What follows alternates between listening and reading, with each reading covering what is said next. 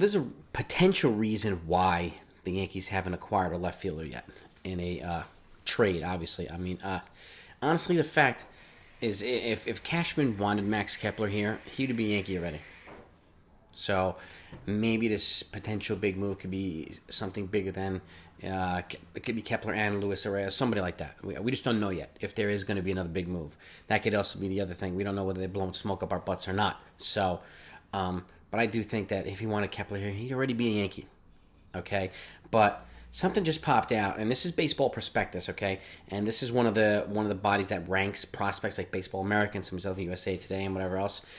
Spencer Jones, their number 25 pick in the first round this past year out of Vanderbilt, the guy that built the left-handed Aaron Judge, has shot up the prospect rankings from 8. He's now the number 3 prospect for the Yankees. And he's 3. So it's Anthony Volpe, Oswald Peraza, Spencer Jones. He's knocked Jason Dominguez down to 4. And when you have somebody like that who shoots up like this rapidly, it needs to be, you got to take notice. And again, this guy could shoot up the system relatively quickly. And this is also, Joe Rendazzo put this out on Twitter, just confirming the news, and Bobby Malone followed up with that, and just confirming the news. They're not making this stuff up. Go look at Baseball Prospectus, and you'll see him there. Okay? And again, this is the type of stuff where you never know. That's why I always say, if I put guys like Jason Dominguez in trade proposals for a guy like Brian Reynolds, because I do think he's an upgrade and whatnot. People think I don't like him or hate him. No. Okay, no. I don't buy into the overly hyped stuff. Okay, I just don't do it.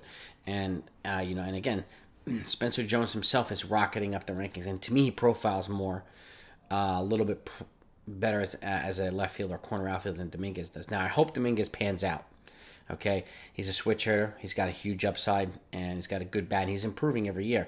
But when you have a situation like this, where guys are just shooting past the system, it to me it confirms the whole beware of the Mickey Mantle hype, beware of the Mike Trout hype.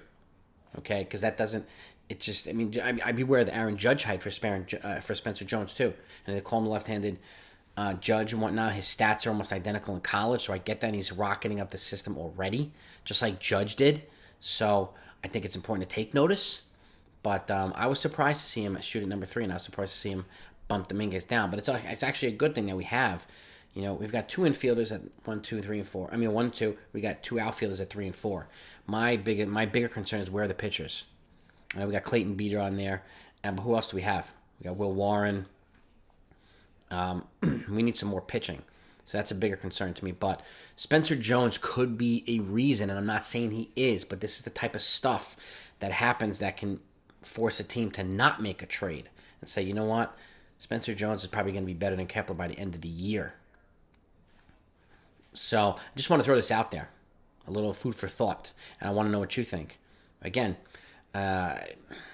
he's a good-looking prospect, and he's also out of Vanderbilt, one of the more storied baseball universities out there.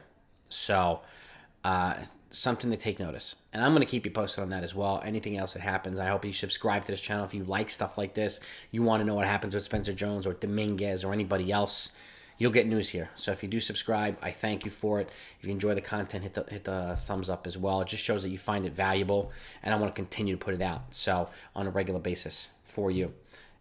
So let me know what you think of that. I find this one interesting. And again, this could also be a reason they're not forking over a boatload for a guy like Brian Reynolds, because he's the ultimate guy right now, like the blockbuster guy, but he's also going to cost a blockbuster price. So, okay, and then you have these mid-level guys, Kepler or Ian Happ or whatever, or one of these Arizona guys. That's, and then somebody out there just put Trent Grisham out there. He's probably the easiest guy to get to, but again, his bat leaves a lot to be desired right now, even though he was hot and fire in the playoffs. But again, he's got 3 years of control left too, which matters. Kepler's got 2, so there are options. But like I said, with Kepler, and I'll say the same thing with Grisham. If Cashman wanted him here, they'd be a Yankee already. And to me, that's obvious. So it's a guy like Spencer Jones I'd watch out for more. Again, adding him to the Dominguez fold here. Now we have 2 outfielders who could penetrate through here and get to the major leagues in short time. That's a good thing. That's a good thing in my opinion. But I want to know what your opinion is on this one. This one's pretty fascinating. Keep an eye out for him. He's a good-looking player. Talk to you later.